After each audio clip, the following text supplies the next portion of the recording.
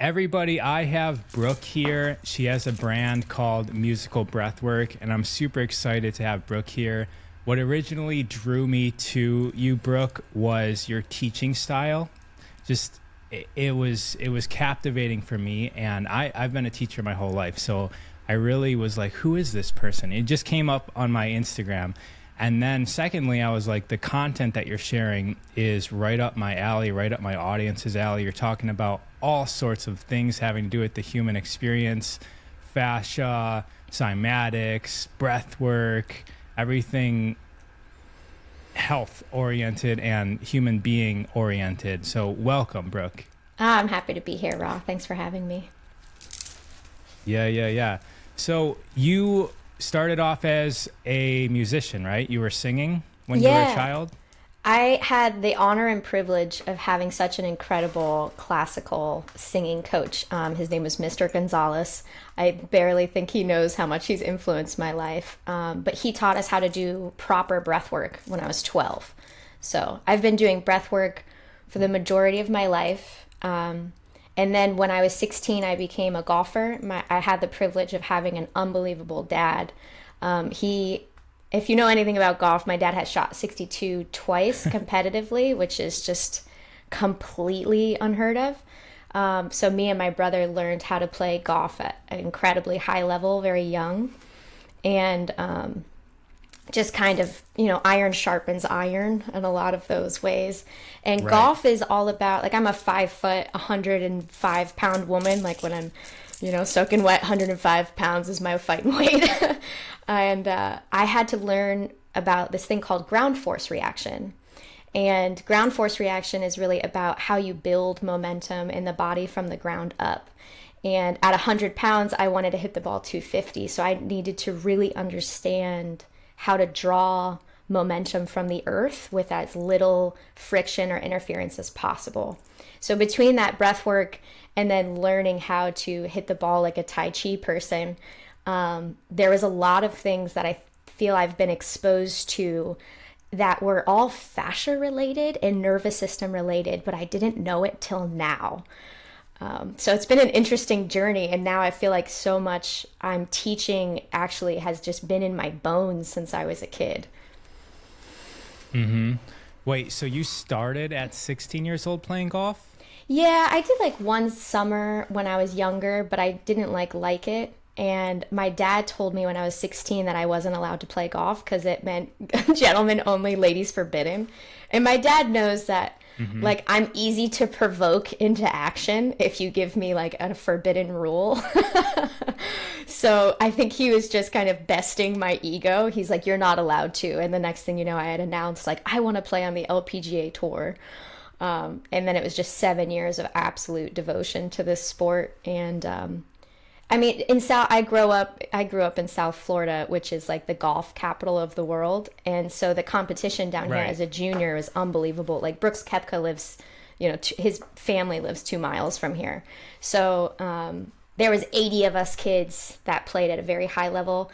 And then there was like 5 of us that went on to play for college. And then there was 3 of us that turned pro. So it's funny how the system kind of funnels you, but there's a lot of like teaching pros out there, but gambling for money is like an intense thing on your nervous system, because in golf you have to hit the ball super far, and then about 5 minutes later you have to like control a 2-foot putt. So learning how to regulate this like incredible violent action and then also have complete precision. I mean, there's a whole sports psychology based around being able to toggle switch your brain waves and like also have adrenaline dumped into your system. Mm-hmm. So you mentioned you've been doing this for a while and then you've gained an awareness of what you were doing. So you were just explaining like violence into focus. Were you aware of that then? And if, well, I guess I'll stop there. I wish. When the universe has a funny way of bringing you to like where you need to go. So For 7 years, all I cared about was like how I performed on the golf course. And like, I think in a lot of ways, I fell into this little bit of a spoiled brat column. When I was on the college golf team, like my teammates were from all over the world. I was studying international business. Everybody spoke 3 languages and had straight A's. So it was like an amazing group of women to grow up and be like, oh, this is normal to speak 3 languages and to make straight A's and like read in other languages and travel the world playing golf, you know? So here I am as a 18 to 21-year-old being completely like rubbing shoulders with like princesses of Norway and stuff. And like the girl who's on the Olympic Italian team. And like now like still my girl Prow is on like the Thai world tour. And so like I was around a group of women that kind of made fun of the standard American concept of like, what do you mean? We just speak English here. And, you know, and I was for sure the hippie on the team. I like loved waking up at 5 a.m. before tournaments, and like I'd have this very specific green juice that I would go super out of my way to bring when we would travel. And then I would wake up and I would meditate, and you're sharing, you know, a hotel room with your teammates. So like I would meditate in the bathtub, and I was just like, I was that girl. But I ended up just not knowing how to toggle switch down. So like even in my best tournaments, let's just say I would get into a playoff, right? When my adrenaline would hit, because my swing was so efficient, I could just hit the ball like 300 yards. It was so when like here I'd be playing really consistent, hitting the ball 230 or 250, just stepping up playing, and then all of a sudden the juice would hit my body, and it was like I could just hit the ball 40 yards farther. And they talk about it a lot in golf, like you have to train for the adrenaline dump. And there's like there's a schedule. Like if you have to play tournament level golf once a week, otherwise your body doesn't get used to the impact that the adrenaline has on the system and how it actually changes your clubs. So like in the major championships, they talk about it and they're like, oh, the juice just hit him because they'll just start bombing the ball. And it's like, you know, you get amped up as an athlete, but it becomes very quantifiable on the golf course because you'll hit a pure shot and you fly the green by 30 yards. And you're like, oh, it's happening. How do I control? Because then you have to step up and hit like a downhill 5-foot slider. And God, I just wish I knew this information. It makes me emotional now, like when I teach brainwave control and I teach how to toggle switch the nervous system, because now I have a 4-minute routine. Like, okay, when the stress adrenaline dump happens, you have to acknowledge it, and then you can pull your body back in 4 minutes of breathing slowly. And if I only knew that back then, I would be for sure on tour, like owning it. And I just, you know, back then I just couldn't make the 2-foot putt. But I ended up having a lot of friends. Yeah, no, talk to me. I was going to say I have a lot of experience with that. I played hockey my whole life, and with hockey you can almost just be in an adrenaline state the entire time because it's 30 to 45 second bursts of super violent, fast action, and then you get to the bench and you rest for a few minutes and then you go do it again. But when I started playing when I started doing CrossFit, that was competing in a stage, you know, in a stadium against other people, and you're just corralled in the back waiting for your heat to go, and you're just sitting there for like 15 minutes, 30 minutes sometimes, and if you just glanced over and saw the heat before you, it would just be complete adrenaline dump.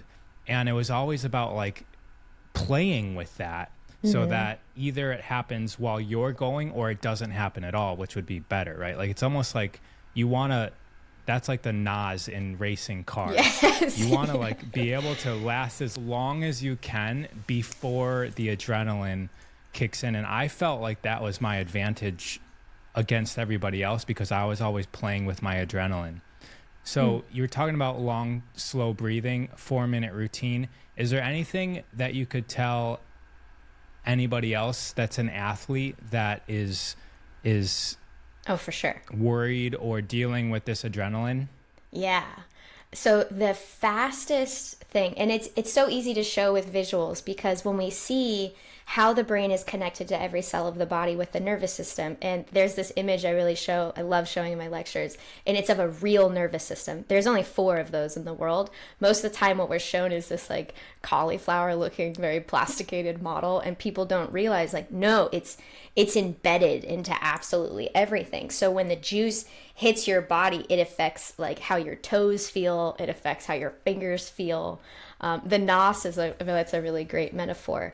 So as the nervous system comes down, it's relaying information back and forth. And then the on-off switch, so that when the stress hits, right, that adrenaline response hits, most of those nerves are coming off the center of the spine.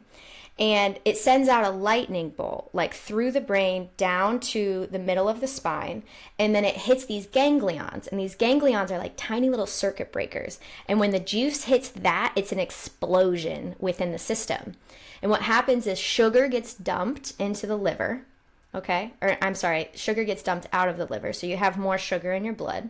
The lung valves open up completely, your eyeballs dilate, and all of the oxygen pours into your muscles. So this is great if you're an athlete because you literally have extra material to work with in your muscles. Now, if somebody's triggering this and they're at like their office desk, right? You're turning the immune system off. You're turning the digestive system off. You're optimizing. I love the nos metaphor. I'm going to use that one. That's good. Because that's really what it's doing. It's like opening up everything, dilating the pupils. So to pull ourselves consciously back into the pleasure state, that's what I call the parasympathetic, because most people get tripped up on the words. It's like stress, pleasure. Yeah. Let's just simplify this. You know, if you can't access the pleasure state, you're not going to have pleasure. So like, let's make sure we know how to access this. Now the ganglions, right, those same circuit breakers for the pleasure system are 10 times farther away. So we need to understand the nervous system operates at 275 miles an hour. Some people say 268. So let me just... It's a range of 268 to 275. So 2 seconds to get stressed out, about 4 minutes to pull everything back. And there is an immediate, what stands in between those 2 triggers is the breath. So at the base of the brainstem, the medulla oblongata, it controls several different functions. One of those functions, or 2 of them, being the heart rate and your breath. So if you like scare your friend, like the immediate panic response is like a mouth breath into the upper chest. Right. And that's the indicator that like, you know, you get cut off on the highway. It's the same thing. It's 2 seconds when your brain perceives danger. And we can talk about like danger can be interpreted in our mind for 1 million things. It could be an email from your arch nemesis. It could be getting cut off on the highway. That person pops up in your text message and you're like, oh no. But right. The pleasure system has that deep sigh. So the breath is the indicator of where we're toggle switching. So if we recognize we're in a stress response, we need to immediately pull ourselves back into this pleasure system, which is doubling your exhale. So if you're having a straight up panic attack, a long exhale may be 4 seconds, right? Now there's a couple little hacks there. If you put your tongue position on the proper part of the hard palate and you hum, you actually start to vibrate where most of the pleasure nerves are coming off of. So the stress nerves come off the middle of the spine. In the pleasure system, most of the nerves, 90% of the nerves, come off the upper cervical spine. That's what people call the vagus nerve. So the vagus nerve is just a fancy name for what makes up the 90% pleasure system. But we also have 10% down at our perineum, like at the bottom of the spine. So breathing correctly when we're dropping the diaphragm is really good because it keeps the whole nervous system of the spine activated. But the quick tip, if you're under pressure, you have to hit this 3-wood over water, the wind's in your face, or like you're in a CrossFit competition. Ideally, the adrenaline hits you when you need to be violent, right? But then the next level of trying to be like still and calm, if you can hum for 4 minutes, it activates your pleasure system and it automatically lengthens your exhale. So it's like just by humming. And then if you have your tongue on the roof of the mouth and you start playing with the position of your tongue and the pitch of the hum, you can actually vibrate all of these cavities, which have like 10,000 different benefits in the system. I get stage fright. Have you used it for things like that as well? Sure. And the more intense it gets, you just squeeze here. My nails are obviously well painted for today. If you squeeze this pressure point here, and to be honest, this was like... On both hands or just one? I'm sure that it's better on one than the other. I just do both. Before I knew all about this like nervous system stuff, this is all I would do in college. I would squeeze this and I would breathe as slow as possible. And people don't realize like holding your breath is actually, it starts to down regulate automatically. So if you do 5 maximum breath holds before something, your nasal glands make nitric oxide, which opens the capillaries, slows the brain down, slows down the heart rate, slows down the blood pressure. So there's little like tricks you can do to basically tell your brain like, hey, we're freaking out and it's like, there's no danger here. I'm just excited. So that's like, try to chill out the excitement levels. And that's the beauty of having like really well conditioned fascia and knowing how to breathe, because you can have this hilarious dialogue with yourself where you're just like, hey body, you're being a little ridiculous right now. Like we're just hitting a ball, or we're just going to go up there and do the thing, you know? Does that make sense? Yeah. Yeah. You mentioned fascia. So what's up with fascia, and how did you get interested in it? By accident. Isn't that so cool? The universe is so cool that way. Yeah. I hurt my foot. So I've been teaching breath work for almost a decade now. And I injured my foot and I went to my naturopath we grew up together. He's brilliant. I feel like 9 of my friends have become doctors and 8 of them went the allopathic route.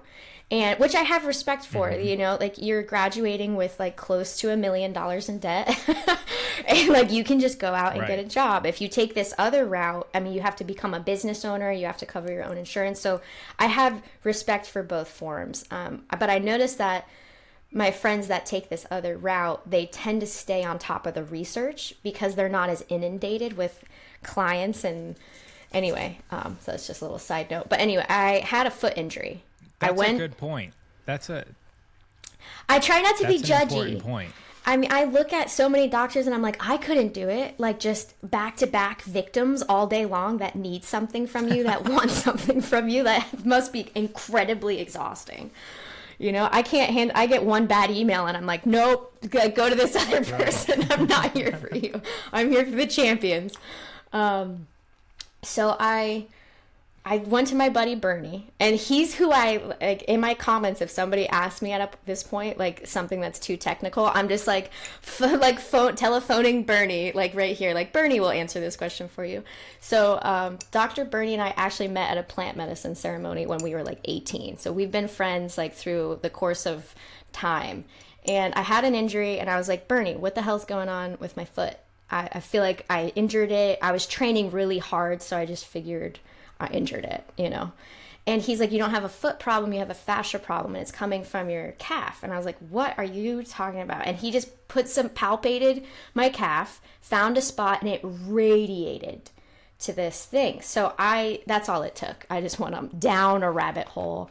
I bought Tom Meyer's book, which is like, if anybody's ever gotten it, it's incredibly specific. And I find it hysterical that like the best researchers in fascia at this point, none of which are doctors, they're all specializing in athletics. Like I think Coach Chong Z to me is like, I know he's not like super popular online, but I think he's pushing the athletic optimizing of fascia like more than anybody I've ever seen. And he takes that postural approach. So it's like Tom Myers has this very postural approach. Gary Lyman has this torque mechanism approach that I think is really cool for like the deep front lines, and like how there's so much twist that happens in the transverse lines, like through the body. But because of my ground force reaction training, like I worked with the inventor of the PEDAR system, and like what a funny like thing for me to be exposed to. So I know that power comes from the ground. And I was a mural artist for like 2 years of my life. And I'm not a great artist. Like I can't work with hands. Like if I tried to do your face, it would end up awful, but I'm great at landscapes. And when you're doing a huge piece that's landscapes, what you end up getting really good at is colors and how colors collapse. And both of my parents are painting contractors, so like I hated buying expensive paints. This all plays into it if you just go with me on this journey. So I would buy primary colors and then learn how to mix. And in the mixing, I was just like so fascinated by like the collapsing structure. Like you can do this with light, and the light will collapse into color. You can do it with paint. The paints will collapse into color. It's a pattern. Now, when I got turned on to the fascia work, I'd watch all these lectures, and I feel like I'm good at research. Like I just have a brain for massive quantities of information, and then I take a nap and like let it all work itself out in my brain. And I kept seeing that people were skipping over the geometric patterns. So like they would show these slides, and so many medical lectures don't show enough visuals. So you're just kind of like left to your own device of like looking up cadavers and like trying to figure it out, like how it really all connects. But they kept looking over the shape of it. And like because of my background as an artist, I'm like, oh, that's an icosahedron. Like I know what that shape is. Like I can recognize polygons in certain formats.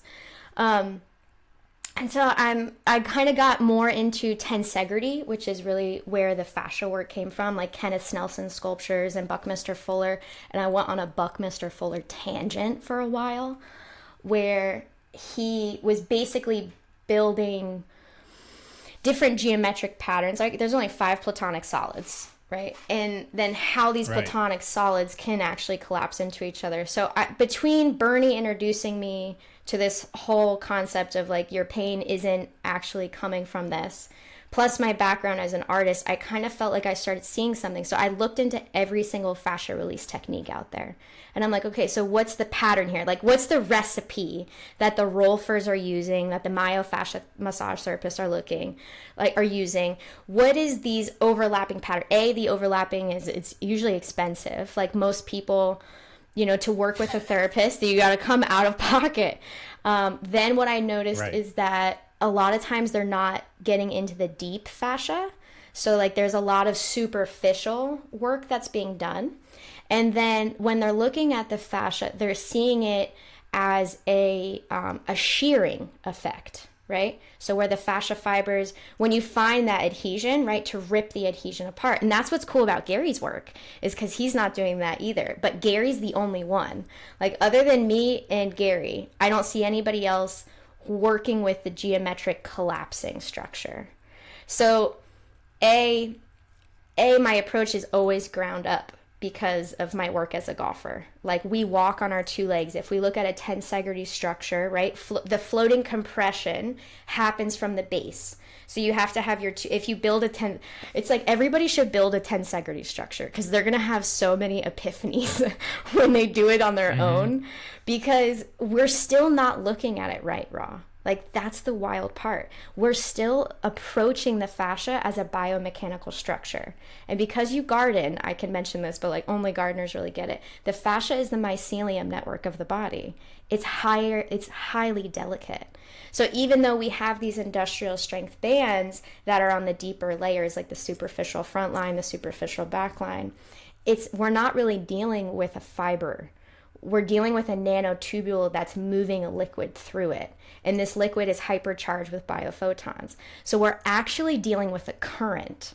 We're dealing with a hose current that moves through the body. And these restrictions are affecting the electrical movement of this current.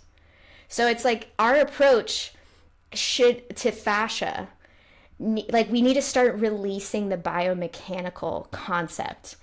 It's a hose that's moving a liquid structure. And if this hose is kinked, it's going to create issues. Now, my technique is all about working with the liquid that moves through the fascia, which is hyaluronic acid. And hyaluronic acid has all these more studies on hyaluronic acid and its synthetic production than all of the fascia like experiments combined. So hyaluronic acid is a molecule that houses 1,600 water molecules, and it's this ultimate hydrator. So to me, when we approach the fascia as a geometric collapsing structure, and we work with how this hyaluronic acid is prompted to be created and also moves through this, like the system, we're working with our body instead of just kind of like ripping open where it's stuck, which to me would be a lot gentler. And like I find my technique to be super cheap compared to many others, and it's self-done, and it works with how these fibers want to rebound back into their initial spot. It's like when you have mycelium in your garden, you can rip it apart and hope that it's going to patch like and regrow, right? But if you just add certain conditions, that mycelium network is going to exponentially grow overnight. And that's what's so cool about looking at patterns, right? If we stop looking at our body like it's this one thing, and we just look at, okay, well, what makes my plants grow? What makes the body grow healthy? And then repeat those patterns over and over, you know? Mm-hmm. Yeah, you mentioned a lot there. So what you're saying is that most practitioners are ripping apart the fascia. And so what happens if you're just focused on like a Theragun percussion? Like is there any danger there? So I don't want to, it's funny because I want to be like politically correct here, because we're all learning. Right? Like all respect to Dr. Ida Rolf. And like when you look at the ultrasound of the fascia tissues, you can see that the hyaluronic acid is stuck, right? So if we just apply what we've known so far, ripping it apart is better than leaving it there, because you're going to stimulate the body's natural reaction to heal it, okay? And even just doing Theragun for a minute is going to activate this piezoelectrical current that moves through the fascia, as well as start to move it around and give your brain a chance to feel what's happening underneath the tissue. So palpation has its own advantages, right? But if we talk about wanting to deeply heal everything at the deepest level, it takes more than just working with a therapist for 2 weeks. It takes more than just like seeing somebody one time. It needs to be a maintenance practice. So the way that I look at the fascia is, it's like this should be like brushing our teeth. Like really, we should all have our little toothbrush for the fascia, and we should keep it in alignment. Now, I'm not against the Theraguns and the massage guns, because some of my clients are older and they can't get into the positions that I say. So I always warm up the whole section of the tissues with like in a specific way. But if they can't do that, the massage gun works, right? But this is the funny part, is it's like when people look at the fascia for what it actually is, there's going to be a huge shift in how we treat it. Because right now the hyaluronic acid moves with heat, right? That's acknowledged. And it moves with fascial manipulation. And that's kind of it. Like that's what the research announces. Now, if we do a different sequence and we start from the ground up, right?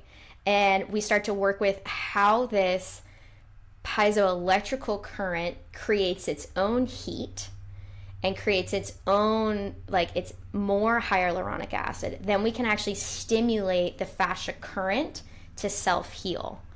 And I don't want to say too much, to be honest, because people ask me all the time, they're like, how do I get started? And I'm just like, I want to show you everything, because the ground up technique that I devise is so simple. But if you do it wrong, like if you just skip to your pain spots, you actually create damage. So I'm always like so afraid of somebody being like, oh, I'm going to do that. If I say a little bit too much, they're going to take that and then apply it to that spot in their shoulder that has been bothering them for 5 years. And they're going to do what I did. And that's throw my neck out of alignment for a week. Because there's a reason why you go to a therapist for fascia release. It's so integrated about each step that we take that if we feel pain over here, let me grab my thing. So like as kids, right? And this is what my whole thing is, Raw. I think that we can reclaim the youthfulness in our tissues in the deepest level through our whole life. I think it's ridiculous that doctors will just say, oh, we'll replace your knee at a certain age, we'll replace your hip at a certain age. I'm like, no, I want to have all my body parts. I want to be flipping back flips at 100.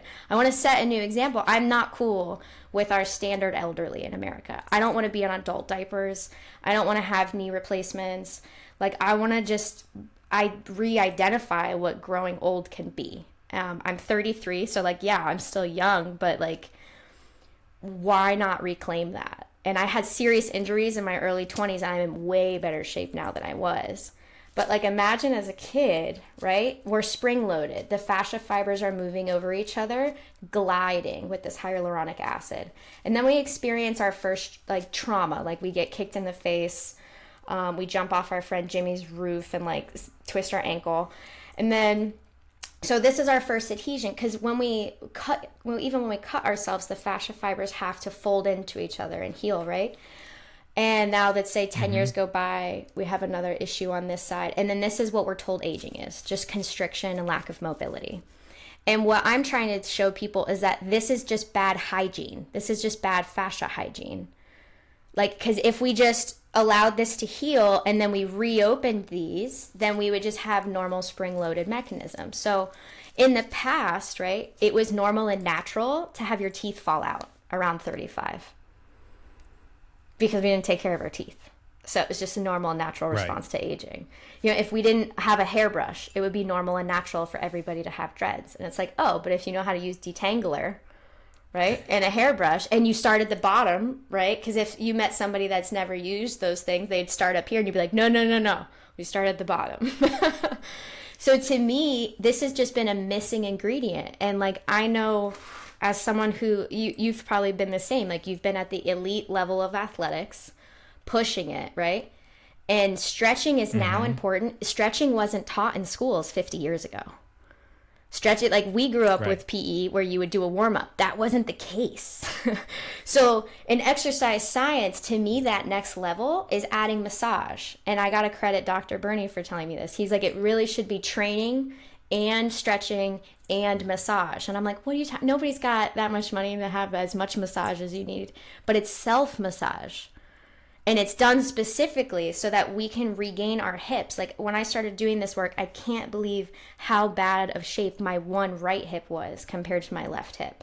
And as this cleared away so many things, and my upper shoulder started to crack, my neck started to rehabilitate because of that lateral line. Although it starts all the way down at the foot. So as I cleared the tension along the lateral band, my neck started to shift.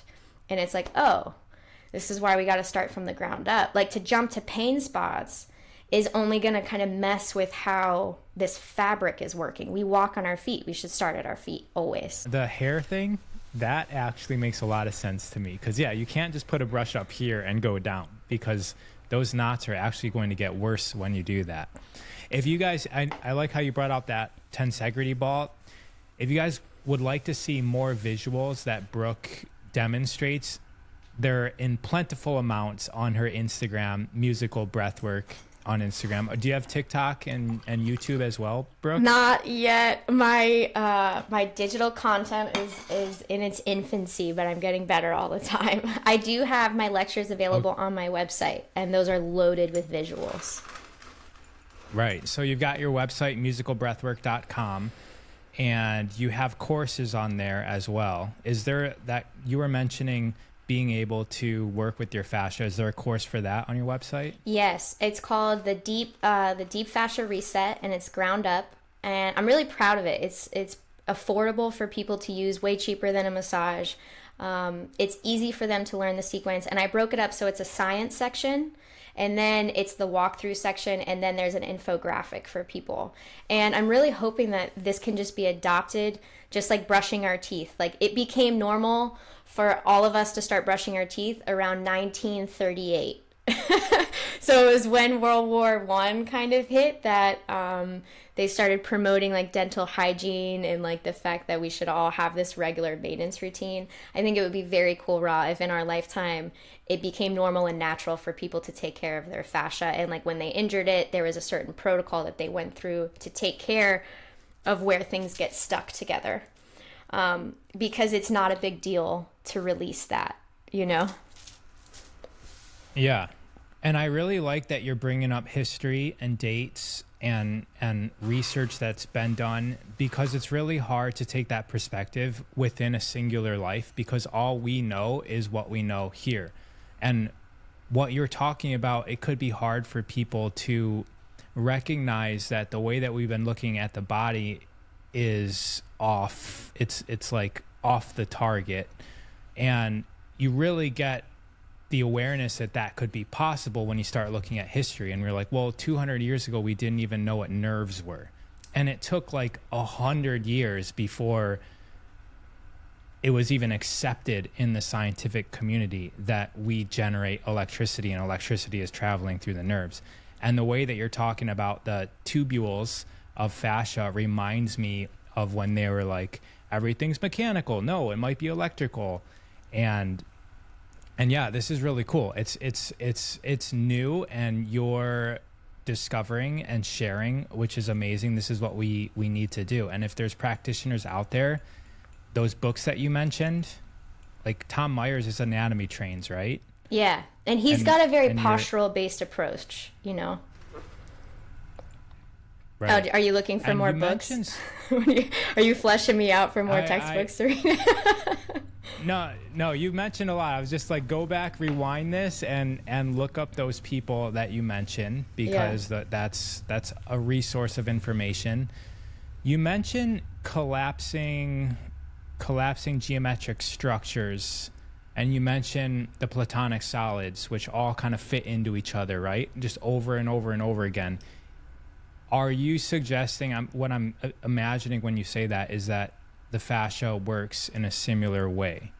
Could you elaborate a little bit on what you meant by that? Yeah, actually, let me just grab my thingamajigger. So I'm a huge visual learner. And to me, like, the fascia models that I found are, they're not capturing really what's happening. So hyaluronic acid, right, this acid molecule that houses 1,600 water molecules, what we're going to find, Raw, is like in the next couple years the importance of hydrogen to this system, because when you look at hyaluronic acid, it's based on hydrogen, and hydrogen is electrostatic. So this fluid that's moving through us not only can be charged literally with light and extra electrons, so being outside, being in the sunlight, and then having your body literally connected to the earth, okay? So as we optimize the fascia system, we're also optimizing our electron uptake, which is empowering this thing within us, this fluid within us. Now remember, the fascia is made of collagen. The collagen has a couple different cells in it, but collagen, when you just take it, not even attached to a body, throw it in a bunch of liquid and then apply light to it, it creates a movement and a flow.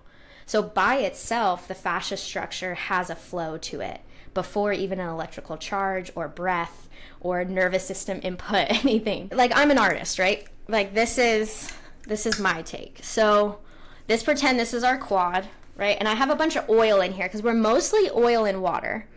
Now, what gives us our structure is the fascia tissues, and our muscles live within these fascia tissues. I'm going to make a little bit of a mess here. So let's just start at our butts, because butts are cute. So this is the superficial back line, which starts at the base of our foot, okay, and then rolls all the way back around our head to the top of our forehead. This is the first one that we learn how to strengthen as kids, yeah. And it starts at the base of our foot, okay? Then right behind the superficial back line, we have the spiral line, and it's kind of like adjacent and also underneath it.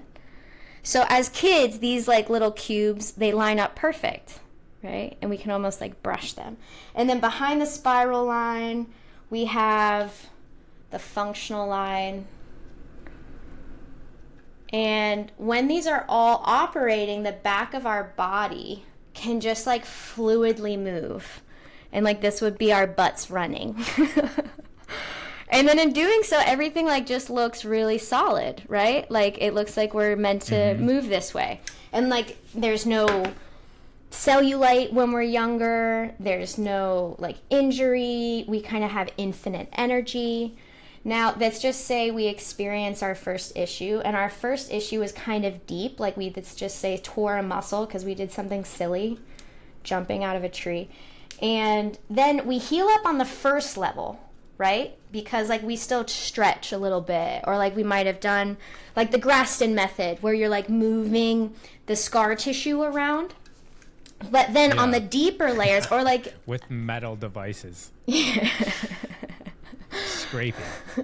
Yeah, which again, like sometimes I don't want to sound like I'm an asshole about all these other methods, but if we can just pretend like we don't know everything, because like sometimes I get like trigger happy people on my Instagram. They're like, you don't know anything, the fascia is just connective tissue. And I'm like, hi, like this is a place where we discuss things. So like if you want to air out like your stuff, like great, but like I would love to direct you to some more information, because I feel like right now there's so much to say about it.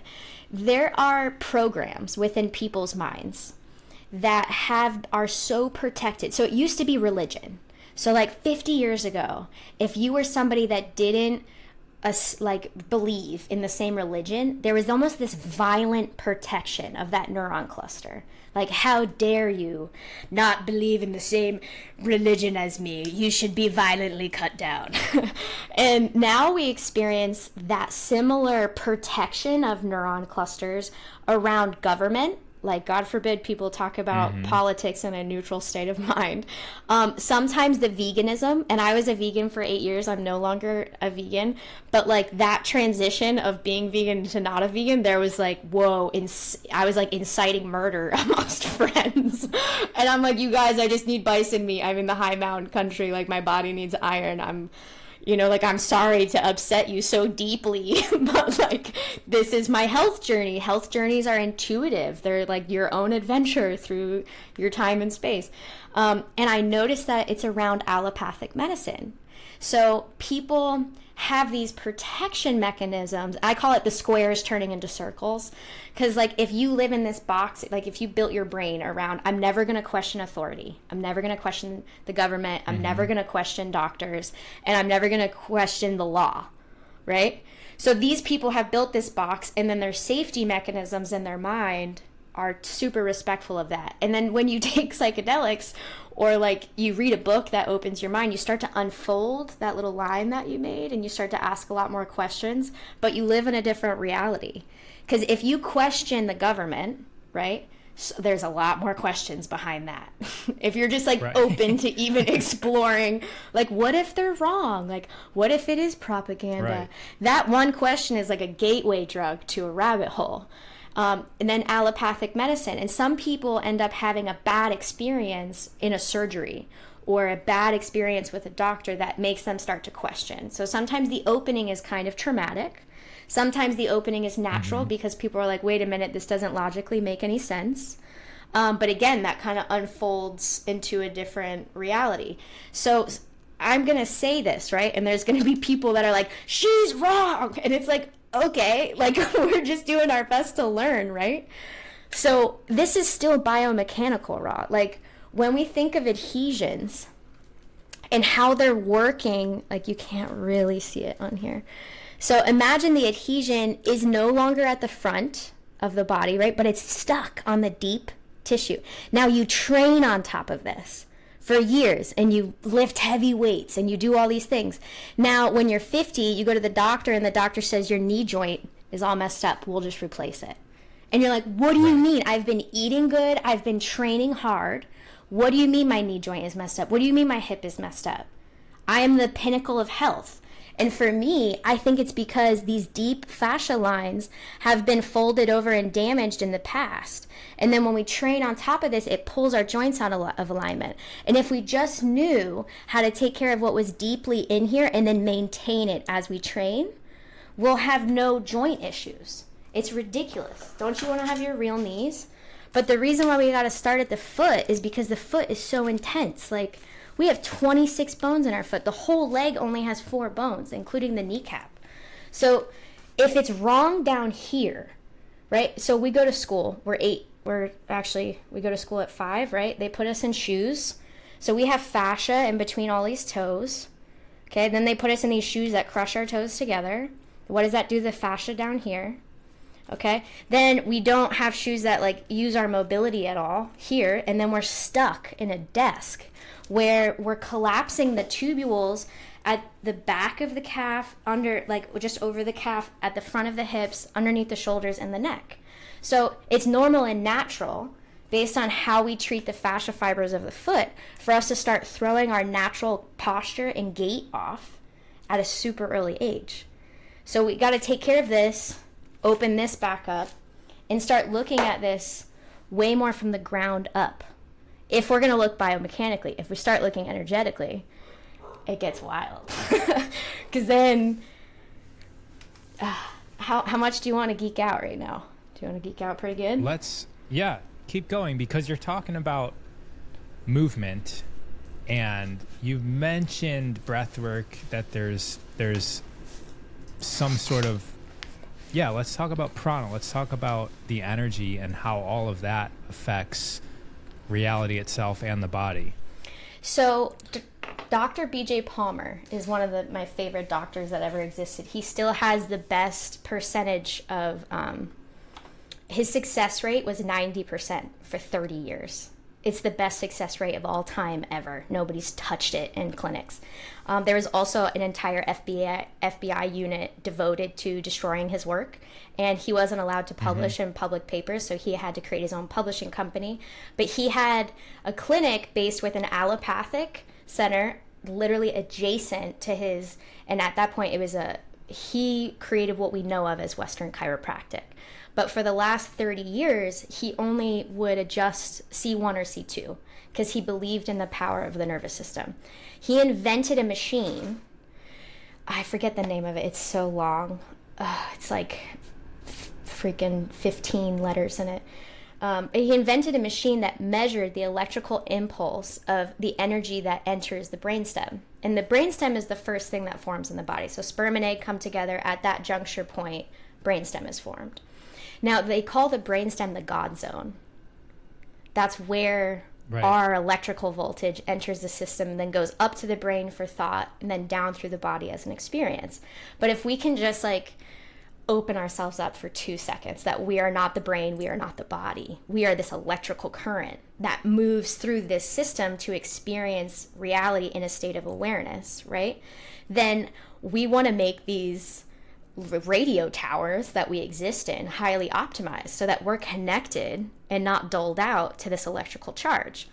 So BJ Palmer essentially was looking for ways to measure this electrical voltage moving into the body and then make sure that there was no interference. Now, he didn't know about the fascia. So he was just looking at this electrical voltage and how it traveled through the spine. But what I really like about Coach Chong Zi's work, the hyperarch fascia training, is that he's trying to optimize the electrical output to the bottom of the foot. So remember, the nervous system operates at 275 miles an hour. He works with elite athletes. So if you could get your system, your proprioceptors, into this 275 miles an hour sequence, you could pull the body down. Now, he doesn't do any breath work, but to me, when we add breath work to a structure that's free of restriction. Okay, so let's just pretend we have perfect fascia. There is absolutely no adhesions in your body. So the electrical voltage is working properly. Okay? The next level after that is pulling this energy into your body in a way that you're controlling the toggle switch. So your breath, right, and your brain waves have this connection. And this is what's kind of annoyed me about current breathwork practices. A lot of them come out of Dr. Stanislav Grof's and Wim Hof's approach, which I like to call the defibrillator approach to the nervous system. So when you do a hyperventilating style of breathing, you can activate that stress response within the body. Over-caffeinated, overstimulated, overstressed, maybe like doing a little cocaine on the weekends, like just up all the time. The last breathwork practice that they need is a hyperventilating style. They need a slower But rhythm. it's attractive to them. I mean, it's a body buzz. I get it. Like I don't have 23 world records. So like, I think it depends on what you're looking for, so like, no offense to Wim. He's got more world records than I do. That's for sure. But when we start to slow the breath down to like a 4 breath a minute mark, we can take our brainwave pattern into a slower rhythm. And that to me is this missing link of creative potential, because beta brainwaves, right, which is how we're interacting right now. Anytime we're talking, taking in the world, driving our car, we're in beta. Beta ranges 16 to 30 hertz. The natural resting breath rate is 15 to 25 breaths a minute, right? Now, most people live here too much raw.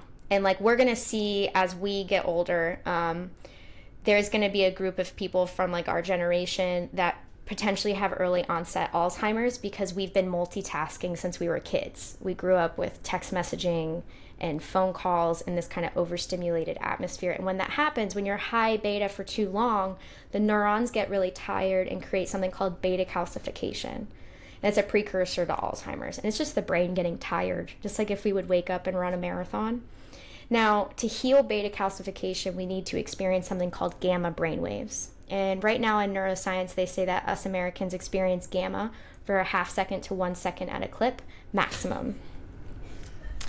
And this is when our brain is operating at a symphony level, so like 30 hertz to 100 hertz. But we don't get there from being overstimulated. We actually get there from being understimulated. So I like to call it controlling time.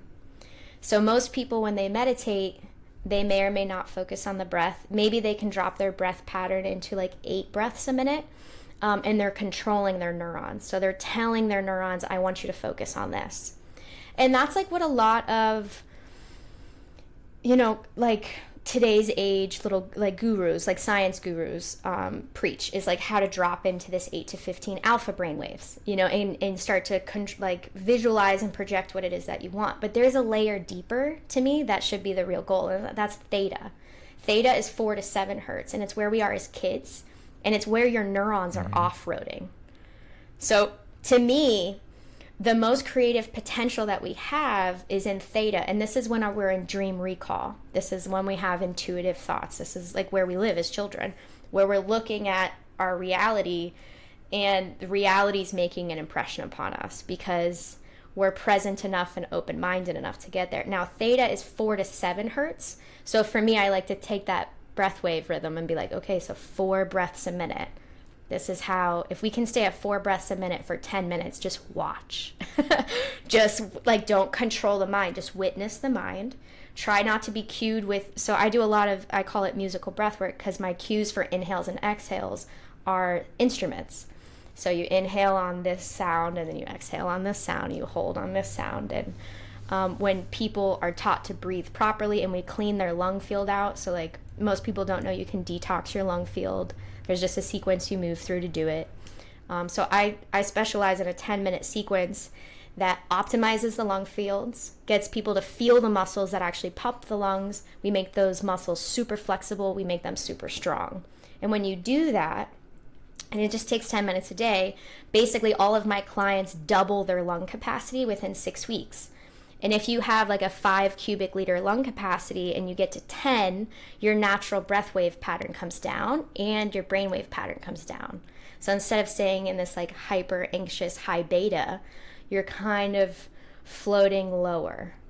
To me, the goal is we have perfect fascia, right? So that the electrical signal is uninterfered.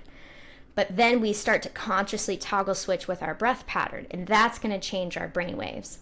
So for those of us that have had like really amazing psychedelic trips, like what's the difference between the fractalized universe where we see the beautiful pattern of everything and reality, And to me, that gateway is gamma. Now, there is something called the theta gamma sync, and I wish there was more research on it, but there's like hardly any. And the theta gamma sync is when you drop into theta, your body in your brain can naturally jump to gamma. And that's really it's like a wormhole. Yeah, there's an overlap in that pattern. And I think part of it is because we've been looking at meditation like way too heady, like way too, it's about controlling our mind. And I think it's a whole body experience. So the ones that are maintaining gamma are the Tibetan monks. They're the ones, 8 hours a day they can lock into gamma and be doing anything. Like they don't have to just be in the zone. They could just be like washing the dishes and they're in gamma. And for them, they're wide open. They're acknowledging life a little different. But there's literally a brainwave dimension that we should all be aiming for. Like I want to be that person that like giggles with humor at the problems of life and then finds infinite creative solutions behind whatever it is we're tripping up over. Because I think the solutions are here. We just have to like get out of this concept of that we know everything, and we need to look at the basis of reality and then just keep messing with it until we figure it out, like a big puzzle, you know? Right. And I mean, you mentioned theta's that kid zone, right? I always say like 2 to 7 years old, and that's where we're getting programmed. And you mentioned impression, but you also mentioned something that I just wanted some clarity on. You said neurons are off-roading. What did you mean by that? So thanks for clarifying that. I love this conversation. So most people don't know this, but in our brain, there's only 2 types of cells. I'm trying to look for props right now because I just love props. Let's just pretend these are the props, okay? So we have the glial cells, right? And there's a little bit of a discrepancy. Some neuroscientists say that glial cells nourish the neurons, and other neuroscientists say we don't really know what they do yet. We're just kind of guessing. So I like to say it's like this discussed mystery box, like the fascia, like we'll see. So 50% of our brain is kind of like we'll see mode. But the neurons, right, have the ability, each neuron, we have 86 billion neurons in our brain. Each neuron has the capacity to make, I have dog hair all over this ball. Each neuron has the capacity to make 10,000 to 75,000 different connections. And this is part of why it takes a minute to learn something new. Because you can learn something new, right? But it doesn't have a way to like embed itself yet until you've like seen it 5 or 6 times. And then it starts to make all of these different connections. But let's just imagine, and I'm just going to like simplify this, right? Let's imagine that everything in your life has a neuron cluster. It's like a neuron associated to it, like a smell or like a person's name or like your mom, right? So your mom is embedded into 1,000 different like channels in your mind. So yes. And when somebody... Yeah, there's a whole bunch of things that stem off of just hearing your mom, right? Yes. Like, yeah. the experiences. Yep. Yeah. So when we experience grief, right, and I love this about neurology, because when we actually get into neurology, we can take all these very spiritual concepts and make them very practical for people, because this is actually how our software program and our brain organizes information, right? And I want like a very clearly defined order system in my brain. So when we have a person in our life that we love that died, okay, and we cry, right? Now, most tears are basically hyaluronic acid. So, like, not only is hyaluronic acid super part of our fascia, but it's also part of how our brain moves things around. So, like, as somebody dies, we have to move them from short-term memory to long-term memory.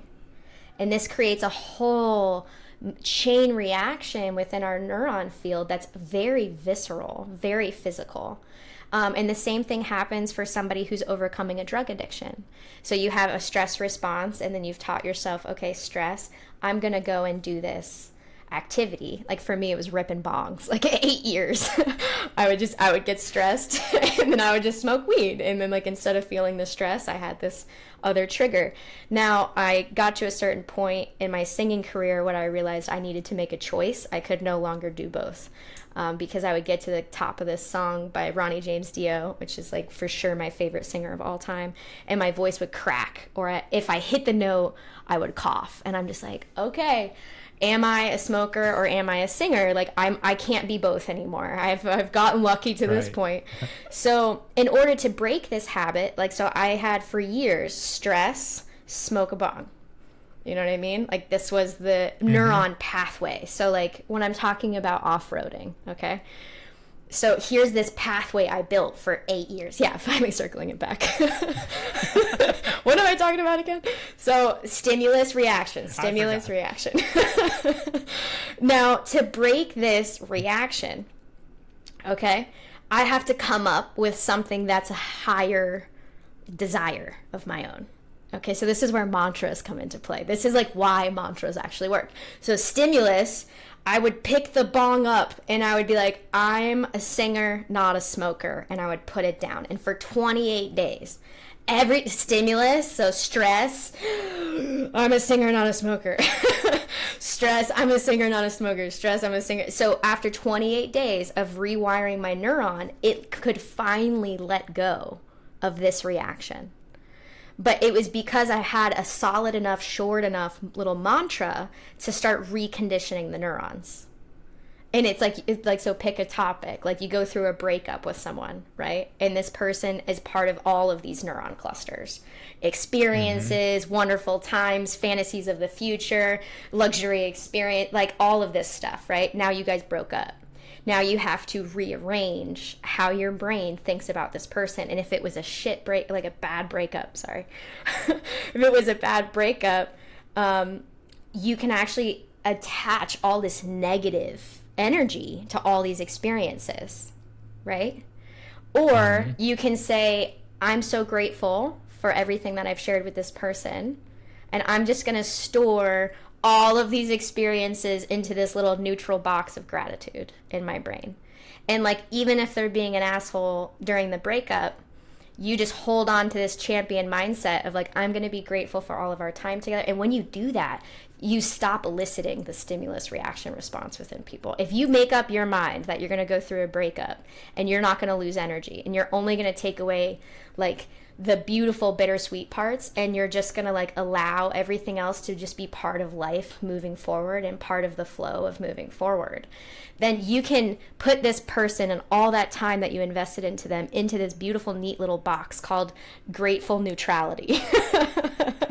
And when they hit you with the bad stuff, because they create negative reactions, like so that they can push away that void, so that they can push away that feeling, right? But if you know that they're just having a hard time in their neuron clusters, you can just be extra gentle and like just keep reinforcing. It's that same, the off-roading of the neurons, right?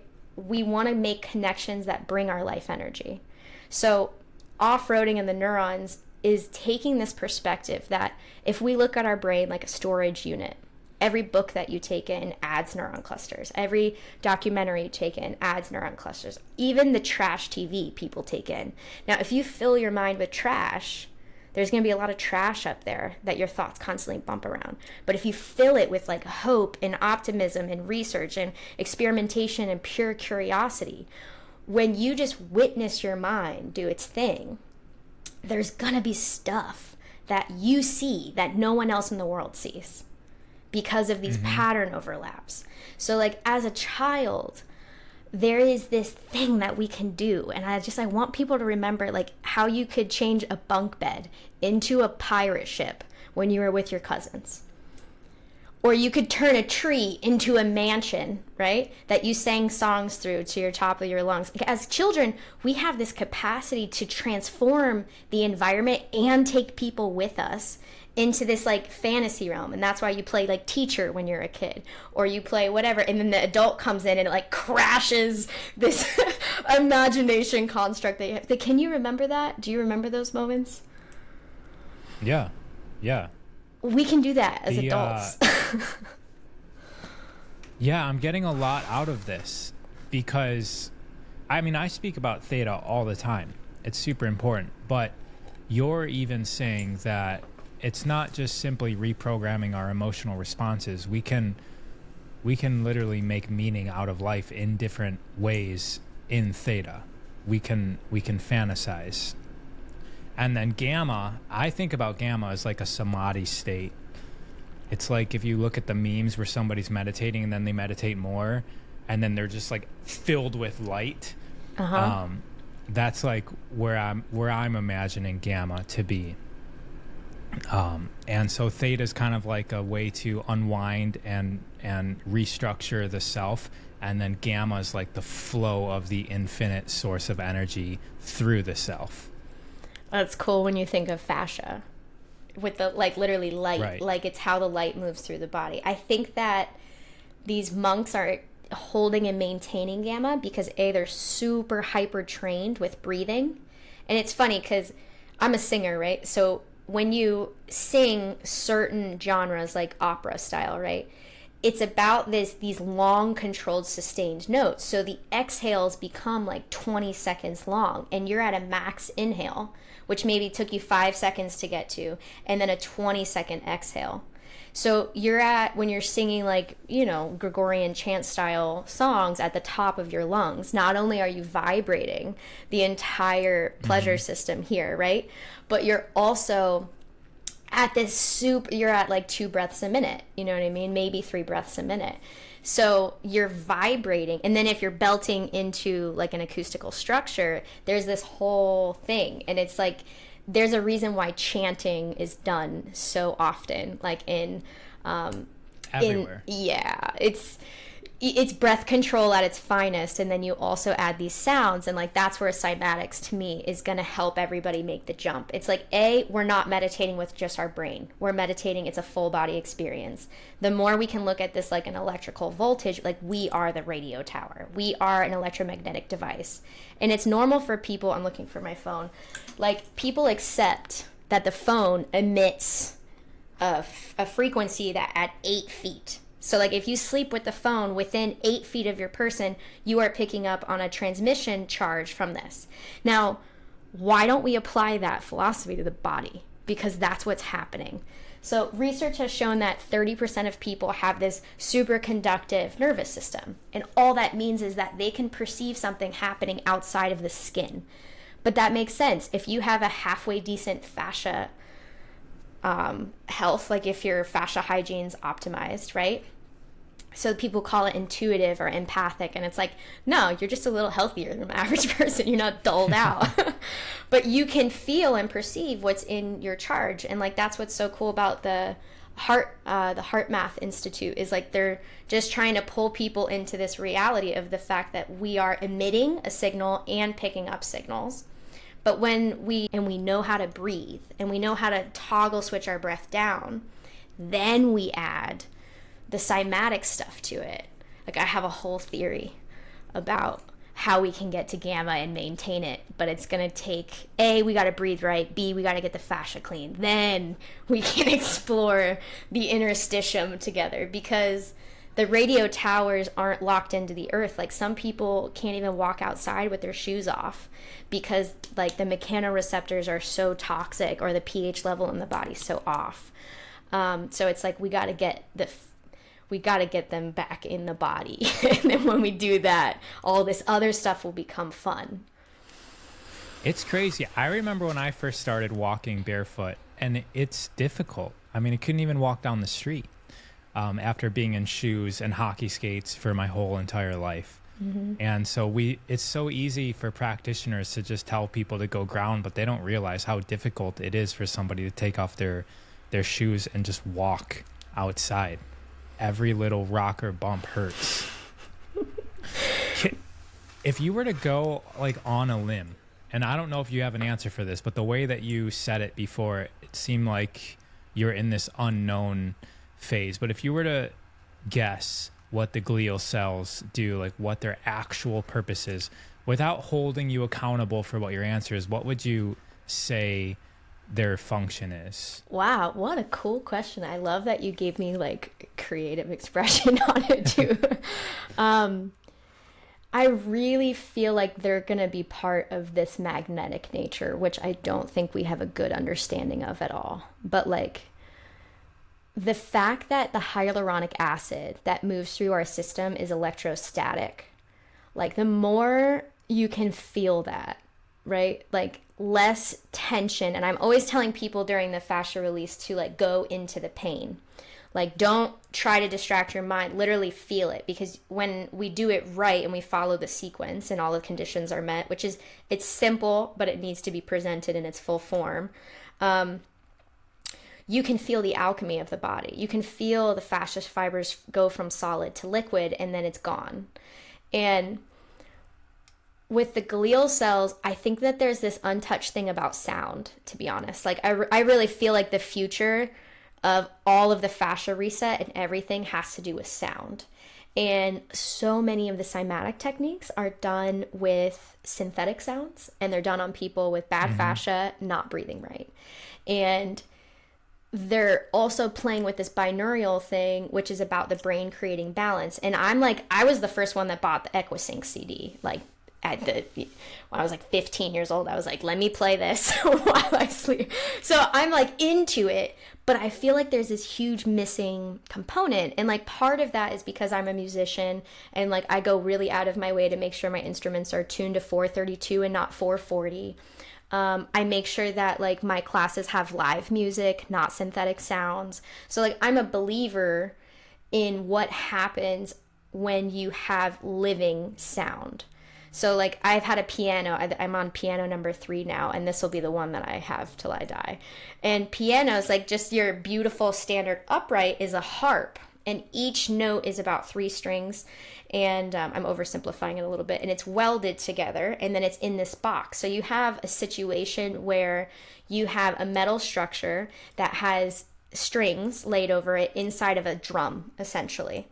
And the Germans invented the piano because the harp was very much a feminine instrument, and you have to like, I also play the harp, and I can always tell when a man is playing it, which is hysterical. There's like a real sound. I'm like, oh, a man's playing the harp. Oh, yep, it is. There's like a very delicate nature of how you fondle the strings that really come across in the sound. So a piano was the way to make it way more binary. And like literally it's hammers, it's felt, so you hammer a harp when you're playing the piano. And I hate electrical organs. Like I hate pianos that are electric, because as a singer, right, and as like a person who loves sound, when you play a real true upright, the vibration of the strings play back to you. And it's one of the few instruments that you can play as a musician where you actually are the receiver of it. Because when you play guitar, all of the sound goes out. When you play the harmonium, all the sound comes off the top.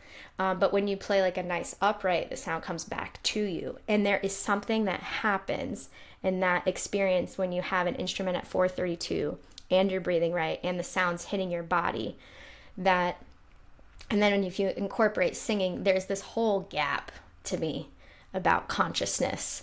And the glial cells, we'll see how they play their part. It's such a cool question that you asked. Right. So fascia is a triple helix. What's the specialty in that, especially because you're mentioning antenna? Is there an increase of information that can come through our fascia? Oh yeah. I mean, I definitely think so. And I think that's what Coach Chong is going to prove for us. Like I'm resistant to, because of my love of sound and my love of breath, I really want people to have optimized fascia, but the fascia conversation is so unending. And sometimes I watch people who really specialize in it, and I'm just like, oh, it gets so heady. I just want to condition it, like to learn how all these channels communicate to each other, and then where they overlap, and then how the trains actually like lock into each other is like a whole sequence. So I've been training gymnastics, which has everything to do with activating, like, let's just say when you're throwing a back tuck, right? You have to get into this posture where initially you're activating the superficial front line, right? And then you bend it, but you can't collapse certain things. So like sometimes the strength comes from the activation of the fascia sequentially. There's kind of a lot to say on that. I'm trying to remember your initial question because I got a little sidetracked with how it all plays together. It was about the triple helix. Because people usually aren't thinking about fascia at that level. And triple helix is also something that we normally cannot visualize because we haven't been taught about what that even means. But, oh, cool. So this is the closest I can come to it at this point. I need to make another model, but really it's the triple helix, meaning that it's a closed structure, like a straw or a nanotubule. Like there's less, like when it's working correctly, it should be flowing around each other with no interference. So like the fact it's triple helix, A, means that it's in a straw shape, right? And you see how this is like a natural toroid? So the fluid moves through it and around it. But it's so much deeper than that, Rob, because it's a current, and then it changes from solid to liquid. So I think the future of the fascia stuff, when you're dealing with somebody that has already cleaned fascia, right? How do you optimize that? It's going to be all about the electrical current, which, you know, you can charge when you're going and grounding, and you can charge when you're breathing deeply. So the tubular shape is just about getting like the hoses working correctly, but then it's going to be so much deeper than that when we talk about like elite athletics. It's going to be being able to turn it on and turn it off, which is going to be, to me, the fun part of this work a couple years from now. Are you utilizing electroculture? I am. Did you know that, or are you just asking that at random? I don't know if I read it somewhere, or okay. I do know that you grow stuff and you have beehives, right? Mm-hmm. All right, so electroculture is like where you stick a piece of wood in the ground or a rod, and then you're can you give a brief, I have a question about electroculture and how that relates to the body, but could you give a brief explanation of electroculture for those that may not know what it is? Sure. And for anybody that wants to deep dive, there's a documentary and an amazing book called The Secret Life of Plants. Highly recommend. It's like the top 12 experiments ever done on plants, and it's always like, it's the Sony engineer created this electroculture experiment. And electroculture used to be like standard farming practice in the 1800s.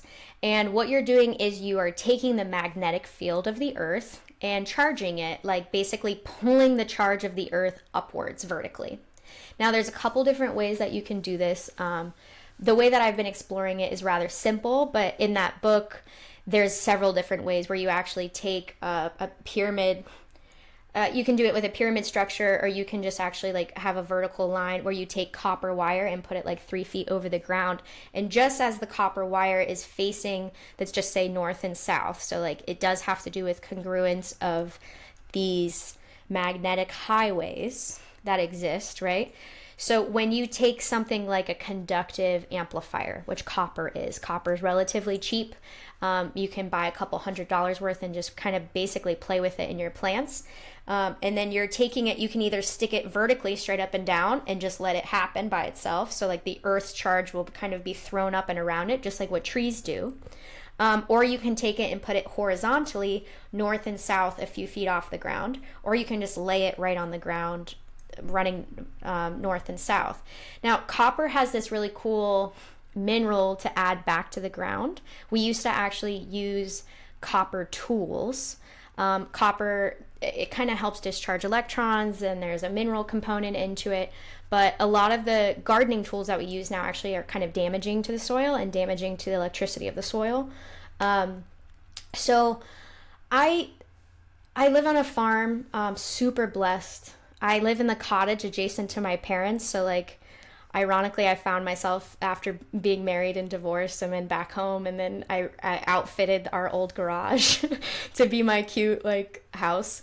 And it's amazing for a million different reasons. But when I moved back here, both my parents don't garden, but I garden. And I was like, listen, can we just, instead of putting grass in this area, because we had just elevated the land, I was like, can we explore this thing? And I pitched them the idea. I'm like, listen, this would be sweet. I'm gonna die here, so like let's have all the food. Like I don't want to live anywhere else. I feel like I'm in heaven. There's literally a moat around this property. So it's awesome. We have like fresh Everglades water. A lot of the rednecks around here don't use any like fertilizers. We have a well in the land. We have solar power. Like we have solar panels. And so every year we try to do something different. Like we have worms. We have had a composter my whole life. So like for those people that don't understand, like fire, earth, air, water, and ether, like get a compost bin and like watch the decaying matter of nature in darkness, and then apply light to the darkness and then watch life grow. It's like, to me, the garden is the oldest religion. Like if somebody says, what's your religion? I'd be like, gardening. Absolutely. Like I learn more from my garden about like trauma and patterns than anything. Like my trees that have had the most trauma, because we get hurricanes here, the ones that aren't around the clusters are the biggest, most mighty ones. And I'm like, it's because they stand alone, like in their little part of the field. And then the beehives are, I mean, everything grows just amazing here. And I'm just a little beekeeper. I only have 4 colonies. Some of my friends have like 1,600 colonies. So when I say I'm a beekeeper, I'm like still such a noob. But I have one that's adjacent to my house that's wild. It's like 8 foot by 4 foot. It's been here like almost my whole life. And I'm building my bedroom so that this beehive, it's in part of a stucco of my wall, that the beehive will be my headboard because you can hear them through the wall.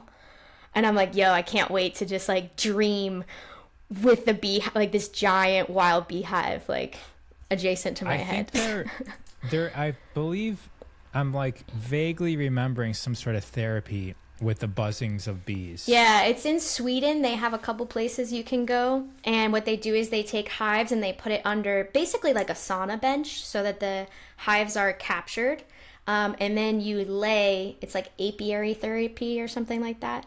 You lay on top of the vibration of the bees, and then you breathe in, they call it the bee air, which is essentially just like the bee structured air. Dude, the bees are amazing. So there's something we call bee highways on the property. So everywhere I have a hive, right, the bees have these traveling highways, and like you can't mow through the bee highway.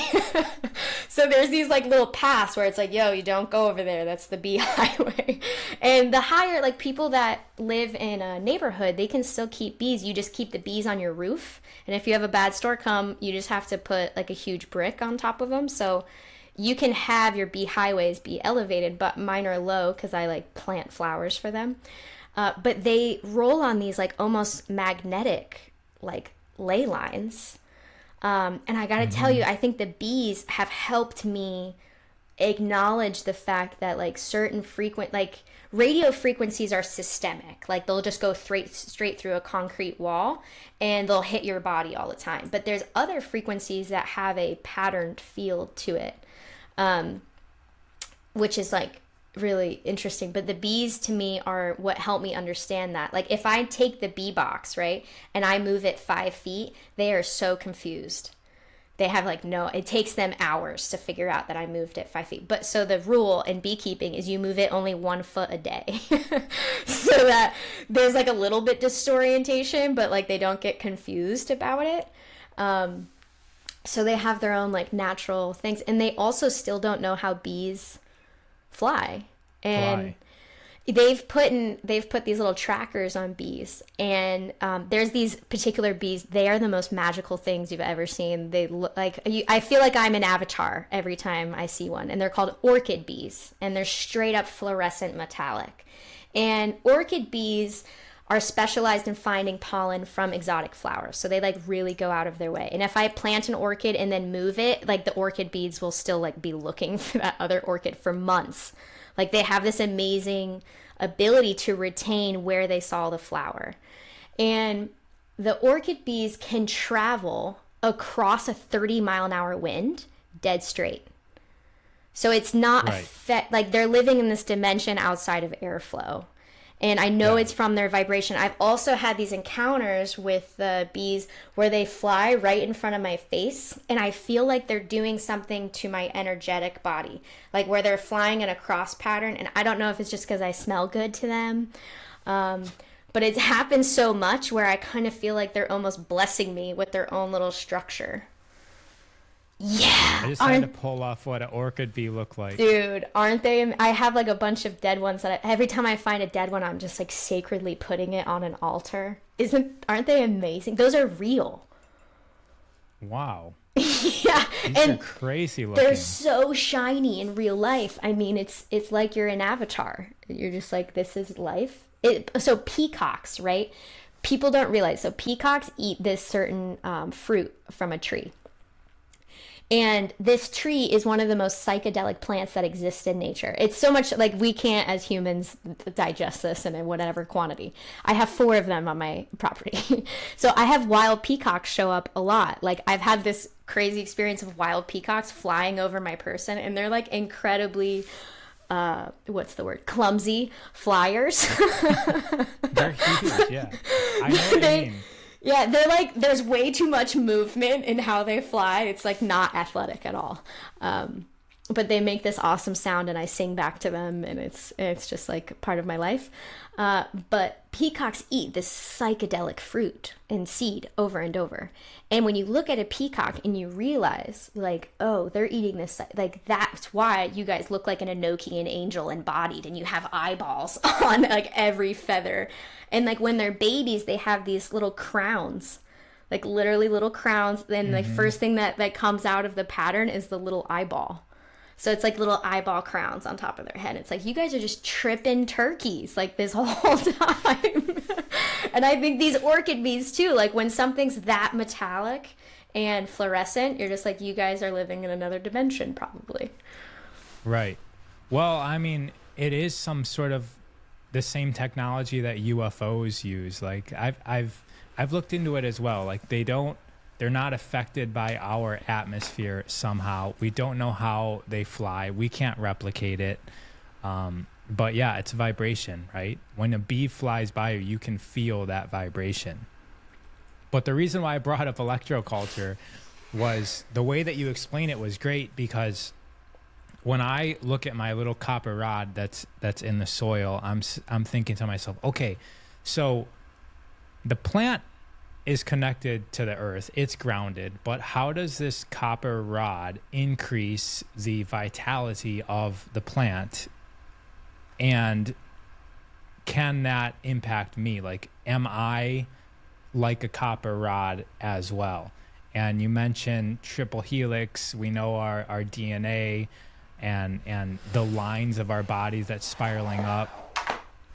And I think it's a good visual, because it's not so much just us being grounded to the ground and just like a force of electricity coming up. It's this toroid, it's this spiraling energy. It's like we're essentially a field. We're a part of this field. A radio tower. Right. Yep. And what are we transmitting, and where is that coming from? Where's the origin of whatever we are? So, just to like take this in a different direction, if you don't mind if I steer it to the right real quick. Let's do it. So I'm a big pattern seeker. I feel like there's patterns behind everything, and I'm just like I observe them, you know? And there is this pattern in humanity where, let's just take ourselves back to the time of Plato and Socrates, right? And these are 2 great thinking men, and they would travel village to village. And now these villages weren't connected with phones or internet or anything. And they would go over the mountain passes and then come down into a land where people spoke different languages. Now, in that village, they saw the same pattern of people coexisting over and over and over. So you had, in some lands, the kings and the queens that would organize the resources, right? And some other lands, it was the lords and the ladies. But you would have these people that had resources, and good kings would actually like see people all day and fix problems. And they would be like, okay, like if you give me 2 chickens, I'll loan you 2 people to help you fix this ditch. So like kings have this weird connotation now because we have taxes, or like, you know, in the last 500 years. But before that, it was just somebody who was really good at fixing problems and had maps and like had a library and kind of knew how to read. And they would help everybody in the village move through all of the irrigation that they had to plan for, move through the farm. The farmers had to exchange stuff. So you had your blacksmith, you had your engineers, you had your artists that would roll through town. You had the witch that lived at the end of the woods that knew where all these medicinal plants were. You had the wizard that lived in the cave but also knew how to read and solve like high-end problems with like hydraulic pressure, and like the way that we made fountains back in the 1400s. Like that came from the wizards who were thinking about how water actually moves and how you can actually create upstream water. So Plato and Socrates would just be in this like, holy shit, humanity keeps replicating itself, doesn't like in a different language, in a different space, but there's this organizing principle amongst humanity. And they developed what we know of now as archetypes. And every 100 years, there's a new philosopher that picks up archetypes, kind of puts a spin on it. And basically, archetypes is a pattern that exists within this makeup of being a human. And in this last century, we had Carl Jung and Carolyn Myss, and both of those people put their own spin on it. It used to be that you thought you were one archetype, but really what they've discerned is that we're 12. 4 of them are chosen for us. There were the universal archetypes, the prostitute, victim, saboteur, and child. My own spin on that is that we can be a prostitute or we can be principled. We can be a victim or we can be a champion. We can be a saboteur or we can be hyper organized. And we can be a happy child or a sad child. But then you have these 8 other buckets to fill. And it's called Carolyn Myss, the body of work that I love so much from her came out in the late 90s, and it was called Sacred Contracts. And what she did was marry the archetypal philosophy with the astrological wheel, and particularly the houses of the wheel. So the 12 houses of life that we experience as a human: your ego, your life values, your self-expression, your home, your creativity and prosperity, and then each of those have a devoted archetype. So it's like, I think that there's patterns everywhere. And as we honor our archetypal makeup, that's how we can experience this highest potential that we exist, because we stop losing energy. We stop doing the things that we're not meant to do. We start creating balance within these polars within us. So sometimes we need silence, and sometimes we also need a lot of energy. People that are hedonists feel like they are meant to show the world how to enjoy nature. People that are athletes are meant to show the world how to enjoy discipline. It's in this whole balance that we all as humanity continue to grow. And it's a little different now because we have the internet. So you have a lot of like-minded people niching together. So a bunch of artists, in this little pocket of circle exchanging information, and athletes over here in this pocket of circle exchanging information, and then the wizards are collecting themselves in this ceremonial magician quarter of the world that's like so incredibly interesting and also esoteric and like scares the shit out of some people. But like, this is the information age. This is like our time to just call the monks over in Tibet and say, yo, what's up? What's your brain look like? Yeah, amazing. I saw on your website, and thank you for going into that awesome visual. I like the polarity thing. We're all bouncing back and forth. It's not so linear like we're taught. Everything in school is just one thing, one right answer. When you start looking into this, you see that it's all a spectrum, and it's fluid. There's movement. I saw on your website that there's a pre-launch for a course. You want to talk a little bit about that? So I built my deep fascia release course for everybody around the world. And because there's only so many sessions I can do every day. And even when I do my deep fascia sessions one-on-one, it's a lot of information to cover. And depending on somebody's injuries or their background, sometimes they need modification. So I filmed it, and I'm offering it for a pre-sale right now. And I'm so close to releasing it. I'm waiting for Tom Myers to get back to me. I used 2 of his images, and I gave him huge credit. His name is enormous on it. And I'm just like, buy his textbook. So I'm hoping that he will get my email and be like, go get him, kid. But his publisher might be like, give us $1 million. So I filmed it, and I'm waiting for copyright access to actually publish it. But I'm thinking that by the first week of May, I will release it to everybody. So I'm just waiting for that technical lawyer angle to be covered. But it's a 3-part thing where I cover the science. It's like a 40-minute lecture of, this is your fascia.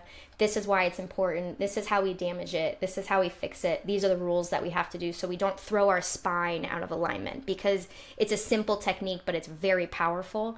And I injured myself and my ex-boyfriend because I just let him skip to a pain spot. I was like, oh yeah, sure. Just jump to your, and then he threw his back out for 6 weeks, and I felt completely responsible. So now I'm very diligent. I'm like, okay, lesson learned. Like, there is a sequence to releasing this safely, because we're not just dealing with the top level of the fascia. We're not just dealing with superficial fascia. We're dealing with deep layers, and the pain is a misguiding source.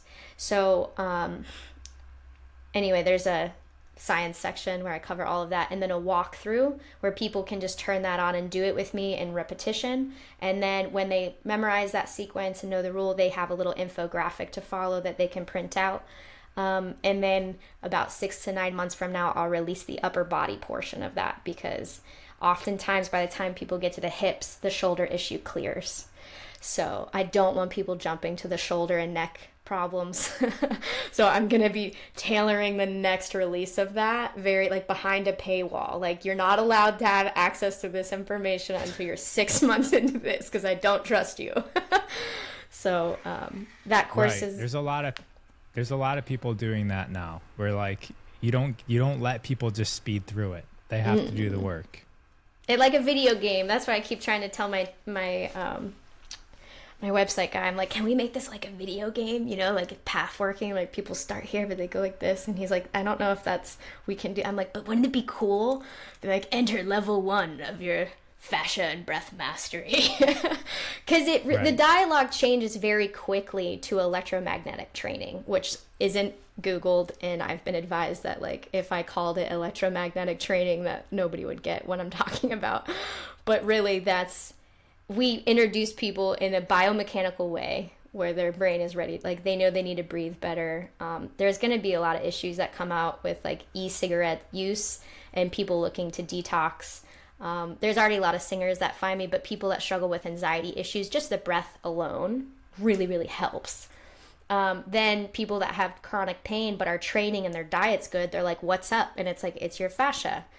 You've been training over fascia adhesions that you've had for 10 years. Like, what do you think is going to be stored in the body? So when we do those things in conjunction, there's this whole other layer that starts to happen with people.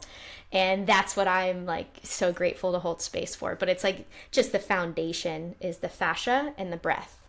When that's covered to a certain point, there's this whole extra level that's, I think, where you and I are trying to like play with people who are ready to play in that space, because that's when we can introduce this whole like empowering the electron field within the body and starting to experience this gap on the inside and the outside of our own awareness. Yeah, super exciting. And you are using your life force to add to the mission, which is amazing. We learned a whole lot from you. Is there anything else you'd like to bring up before we bounce out of here?